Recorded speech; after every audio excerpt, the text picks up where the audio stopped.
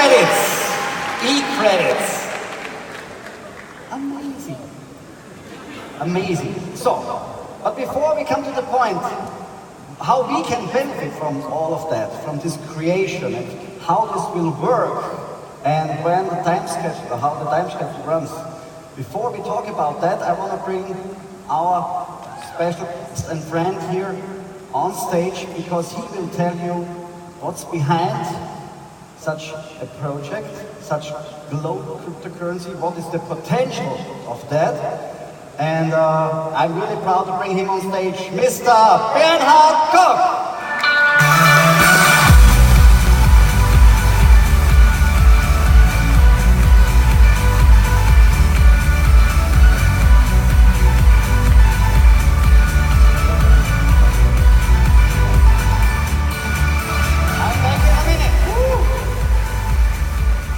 Absolutely amazing. A wonderful afternoon from my side.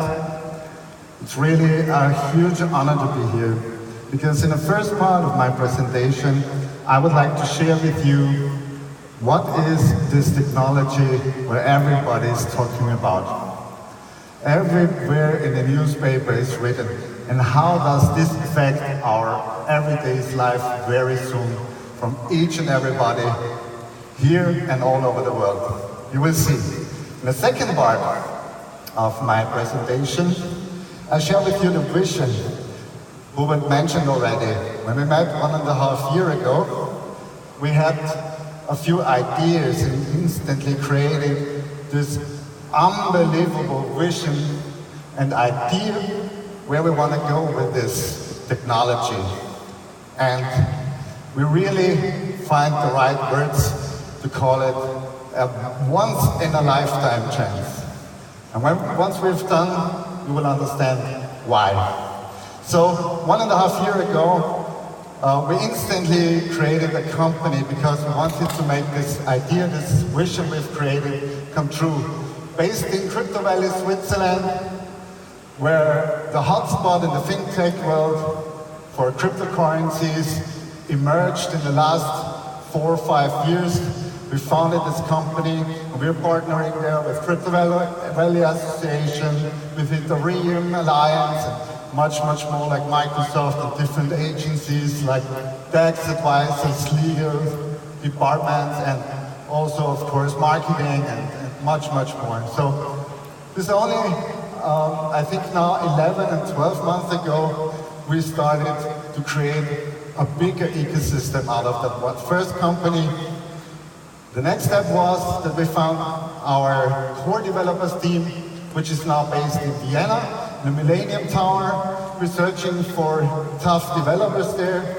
It would be a pleasure if you look at our website. We still look employees, so if you want to join us, it would be great. We need all the help we can get because we need to take this chance very serious. And we founded another company, which is Cryptix Holding. And Cryptix Holding is some kind of incubator, some kind of accelerator for businesses we need for this ecosystem. And when I'm talking about ecosystem, I'll share with you later why this is so important. And here you see the team behind us, which is only the core management team that is making sure that we all are following this unbelievably great vision on the right way. Because as Hubert also mentioned, it's very important that we're doing it the right way. Then it has a real huge impact. No gaming, no fun, very serious. So I'm very proud about this team. This is the core team. Of course, we have much more people working for us, about 40 to 50 already now. And this will increase very fast. So the next thing we will bring alive is for you guys to get started. What is cryptocurrency about? What is blockchain about? It's a blog, which is called B3C, and we will send you a newsletter from LikeNet where you see when it's live, and there are 3 sections on it. The first is the getting started section, basic information, to understand what are we doing. The second section will be getting educated. Getting educated is that important because you shall bring the news to the people out there in the markets. You should give them the chance that they have and take this opportunity very serious. So we will provide material there for you as well. And of course, we will use iTime as a communication tool connected with the blog very soon. So the third section we will have there is getting coded. Maybe there's too much in depth because there it comes to code, but if someone likes to know how we are doing this, what are we researching, and what are we really developing, which kind of ideas, and how we have done it, and wants to prove that our work is good, you will also have a section there for those people. So it's very important for us to be transparent. This is one part of the thing, what we mean when we say we have to do it the right way. So, what are we doing? I just want you to understand that Cryptix is some kind of full service provider for this ecosystem, okay? So all these companies mentioned before, we are creating the strategies until we deliver the software. So we are all, let me say, one-stop shop for this ecosystem. Of course we need a lot of partners, of course we need you, but this is how you should see what we are doing. And our biggest target group is also one of yours, one of your partners. These are the SMEs. And this is really a huge part of our idea. It's very important for us because normally when a new idea rises, a new industry is rising up, these new chances are always taken away from the big multinational companies. Because they have more power, more money, more knowledge, more time. They have research departments, whatever needed, that they can develop solutions based on a new idea. Our SMEs are those who are making sure that our people have jobs out there. Because altogether, 97% of all companies worldwide are SMEs. And they are paying taxes on a local basis. So they have a really huge, let me say, impact to our society, to local communities. They stabilize the world. Remember this. And this is what makes it work and what makes it worth for us to work with them and to do what we are doing. So this is very important. And now I'm coming to the technical part, but I will not show you how I technically work, more in use cases so that you really understand how this will affect each other's lives. And that you understand why people are saying this is as significant as the invention of the internet was 25 years ago. So, first of all, I want you to understand that you might have heard about blockchain technologies and cryptocurrencies and so on. But blockchain is the technology lying beyond or beneath, building the platform, the basis for cryptocurrencies. So it's not the same. A cryptocurrency must not have a real blockchain. You can do it another way. Digital money is made without blockchains, for example. So I really want you to understand that the technology what we're talking about is blockchain, and cryptocurrencies are just an application. And today I want to show you 3 examples why a blockchain makes the difference behind a cryptocurrency. So what does this blockchain bring to us? Because it's unchangeable, it's distributed, and it's public. Security, trust, and transparency is brought to us. So it's not just a database, we have databases since decades. This is an open database that brings us values. Values such as security, trust, and transparency. And because this comes with the technology, this is what makes cryptocurrencies now work much better, and what will make eCredits work much better. So at the end, a first example what will affect you directly in your daily life is how bank transactions work. And traditional bank transactions work like this. You send your money through your bank, through intermediaries bank, and if it's an abroad transaction, even you need more intermediary banks, and finally it arrives at the receiver's bank. So a lot of intermediaries, everybody needs time to transfer the money through, and everyone wants to charge, and finally it costs much and consumes a lot of time. This has grown since the last 30, 40 or more years. Okay? So we need to rethink it. And here you see the first thing what eCredits makes different. Because we have this open ledger, we don't need an intermediary who we have to trust. Because the blockchain is delivering the trust to us. So we can send directly from sender to receiver within less than 2 seconds the full amount and at nearly no cost. That's a huge difference. That's really cool. But not just this, okay? Let's talk about identity hijacking. You might have heard that someone else, maybe the internet or in a retail shop, doesn't matter, this happens everywhere. Says that he is you and he buys something and you get the bills and it's fraud happening out there. So we call it identity hijacking. Especially in the internet, this happens very often because it's much easier to do. And there are applications, also applications built on top of a blockchain that's called some kind of, for example, I have an application, it's called UPort ID. Coming from my government, local government, I'm living in Switzerland, in Zug, and they gave me this ID. And because I'm in possession of this ID, I can always prove that it's me. And all the companies that get now connected on a daily basis to this kind of ID provider in the background, they really know if they can trust me or not. So this will help to automate a lot of things. Even if your car just wants to connect to a power block, it doesn't have to ask permission because it's really clear to whom the bill has to be sent. So this is also very interesting. And if you have such kind of idea in the future, for example, land registries can be built faster, cheaper, because they are public visibly. You don't need that much time to share people what is, who is owning which property, for example.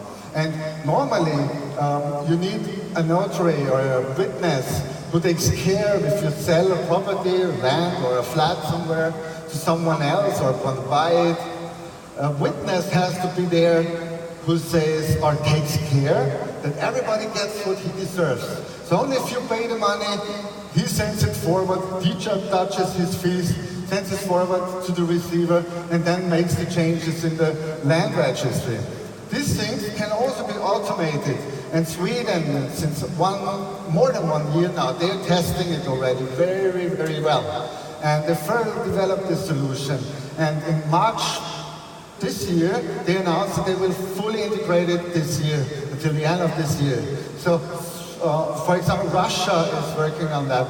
A lot of third world countries are working on that. And also Georgia has already done it. So, for example, this is already here. And what happens, this is another value coming through a blockchain, another benefit for us, because corruption has no chance. You might have heard about stories where someone buys some flat somewhere abroad in Africa, for example, okay? Then he travels there and he paid 80,000 for something, and it's not there. The flat does not exist. So this will not be happening anymore in the future. And these are just a few examples for you that you understand how this will affect our all lives. And it doesn't matter what you're thinking about Bitcoin, okay? In the media they're writing a lot of different stuff. Don't matter. Just think about one thing. Bitcoin has brought us, back in 2008, they started, in 2008 we had this world crisis, if you remember, financial crisis. And there was some guy or girl, we don't know exactly, maybe a group of people, they've launched Bitcoin. And Bitcoin is definitely not the best option we have for daily life transactions, of course. Bitcoin has different good things and values bringing with him. But for daily life, it's not usable at the moment. Maybe it will work in the future. But Bitcoin has brought us this blockchain technology. This is what we all have to think about. no matter if we like it or not. It brought us the technology because of the crisis and because of some people who want to prevent that this can happen in the future again. It will take years. And of course, Bitcoin is now 10 years old. And today we will do a lot of things different. But we need to further develop it, we need to follow this idea, and we need to create it until it's really, really working. And this is exactly what we want to do, and where we're at the middle of it with eCredits. So, one example for the opportunities for you here is if you look at the merchants that are accepting Bitcoins and providing goods instead, or services instead. If you look at a website called CoinMap.org, it shows that there are about 12,000, maybe 13,000 already points of acceptance out there. And Coinbase is, and this is after 10 years, if you think about Bitcoin, 12,000 or 13,000.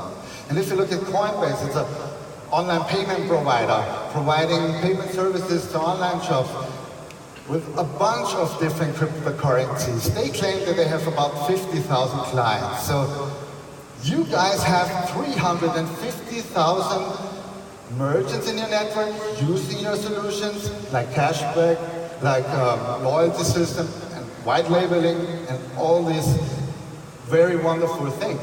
And now just think about if you can turn 1 out of 10, so 10% of these 350,000 merchants into points of acceptance for eCredits. What do you think? You have 3 times as much as Bitcoin has after 10 years. Do you think that this is worth to go after? I really believe. And now, that's why we've created this eCredits vision. And I'm coming to it, okay? If you look at the benefits for the merchants, these are great, very easy to communicate, okay? You lower your cost, you get instant money, fake money is not possible, you get access to a future market, and it does not cost you something, it costs you less than you paid today, and way much more less. So we will share with you figures later on that you'll get a concrete picture of how much this is. But thinking about a merchant that's collecting for a credit card 100,000 euros a year, paying 2% of fees, it costs him about 2,000 euros. Okay, this payment. And through eCredits, it will cost him per transaction a few euro cents, not percentages. So we are talking about 1 or 2 or 3% from that what he's paying now. So they are wiped away. And Hubert will tell you more about how we can also give them much more benefits from so-called mining, very secret, you will see. But before we can do this with our merchants, we need to overcome a few issues you might have heard about, definitely in the media. Cryptocurrencies have a scalability issue. They have an energy consumption issue. I'll show you in the next slides then. And they have these points of acceptances we've already talked about. You cannot survive by using only cryptocurrencies because you cannot consume all you need through those today. And the price stability issue is very, very drastically. Do you think it's okay for a merchant to take the risk that if he collects in the morning some Bitcoin or whatever for a coffee he has sold and he doesn't know what it's worth in the afternoon? Definitely not. It's not good that he has to take the risk because, as said before, those merchants are very important for us, are very important for our children, for the stability of our whole society. So we have to take care, and we have to find a solution for that. Now we are following 3 different ways to prevent from that. And we are doing research, and we are really far developed already. And we're definitely sure that we will solve this problem in the next month. The next thing is the merchant liquidity issue. Only to mention very short, if you collect, for example, Dash, Litecoin, Ethereum, whatever, you have to pay your supply chain. You have to pay taxes, your employees, your supplier, your wholesaler. And you can't do this with Litecoin, for example, at the moment. Almost not. And so you have to be able to change it whenever you need it at a very low risk. So this is also an issue we are dealing with and the problem that we will solve. And another thing that was very important for Hubert and me is the imbalance between privacy and transparency right now. The illegal misuse of cryptocurrencies, what you can read in the newspapers, is huge. It's really huge. And they're argumenting it with human rights. Okay, you have to take care, you must do, make it really private, and because it's a human right. But on the other side, I say, or I would think about, isn't it a human right that there are no weapons sold in the dark web, that there are no blackmailings possible through ransomware collecting whatever cryptocurrency? We see this also as a human right. So we have to find a balancing in between of this transparency and privacy issue. This is also something we will have solved in a few months, and we are already testing it.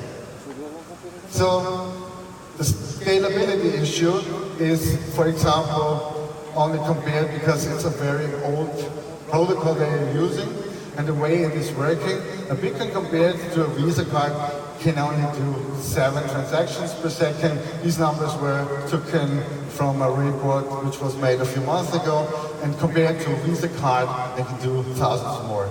So this will not work in a daily life. It's just an example. And what you've definitely also heard about is the energy consumption of cryptocurrencies in the newspaper, for example, in the media.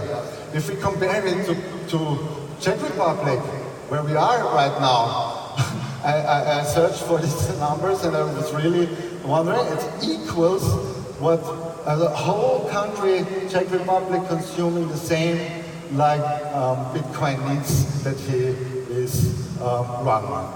So this is also something, nature and polluting nature, we have really to take care. And we sum all these things up into our vision. We want to overcome these issues, and we really found a strategy how to do this. And now I will show you a few topics we need to do are to build up an ecosystem. We cannot just build up a cryptocurrency. We need to fully integrate it into our daily lives, and therefore we need much more than a cryptocurrency or a blockchain. I'll tell you later. And we have this liquidity issue. It has to be highly liquid. We want to open the market to all the Bitcoin and co-holders, and our currency needs to be able to be traded against every currency without any risk. So this is part of our vision too. And we need to have this balancing, as mentioned, between privacy and transparency, so that we are making sure that human rights are not frauded. So at the end, one very important thing comes up. We found a way to not run this currency as a commercial product. We said it needs to be a public good, and therefore we are founding a foundation. At the 8th August 2018, this year, which is, by the way, the job of this foundation will not be to prevent from paying taxes, definitely not. But it will make sure that we have a future-proof coin that follows our rules and our vision without taking care about the commercial goals normally a company has to do. So this is very important. This is, if we've done it, this will be a currency that belongs to the people. And if we sum it up in one sentence, in 2019, we will let you know more, we will be able to achieve something very cool. This will be the first cryptocurrency for everyday use that belongs to the people. We really, really, really love this thought.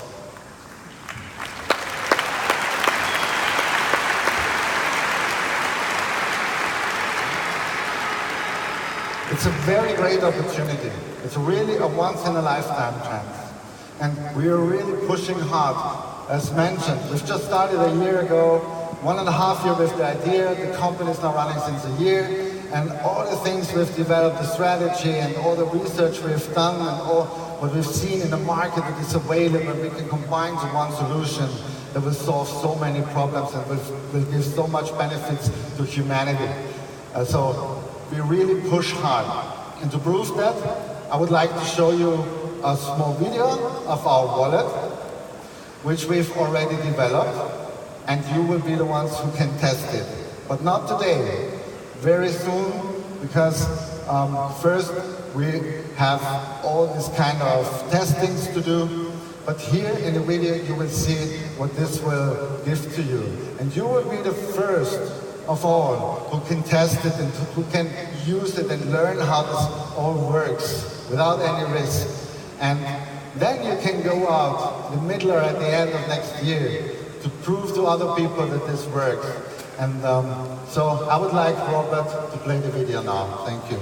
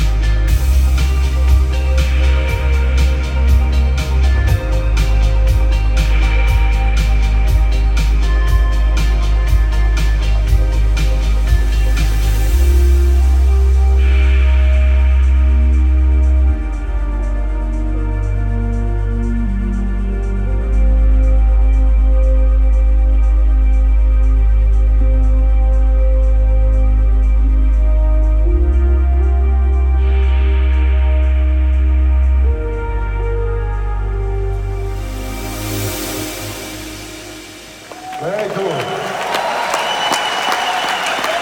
I have it on my mobile phone, and I've proved to your leaders, to your presidents that it is working. So, but remember again, it's not in the app stores right now. We take this very serious. It's a very important project for us. We will not go live before it's definitely done. So, finally, a few more figures for you. First of all, I did some research and I could not believe what I saw. In 2017, 2.5 billion of all households worldwide were not having access to any financial services or any banking services. They had to interact in 2017, and I couldn't believe, only based on cash, 2.5 billion households.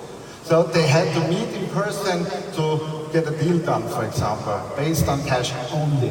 So, and on the other hand, of those 4 billion, and now it's a little bit more than 4 billion people that we have already in the internet all over the world, only a little bit more than 1 billion of those have also access to financial services in the internet.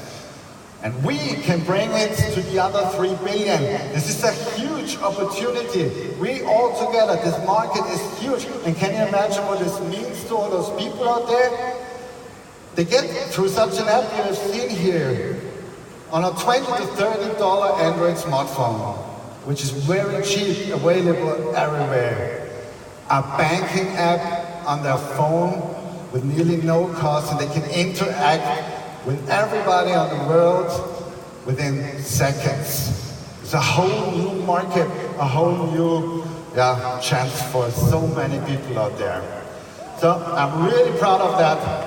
And I would like to thank you very much to have this opportunity working with you together. Okay, we're on the early stage. And thank you. Back to Hubert now. Bye-bye. Enjoy.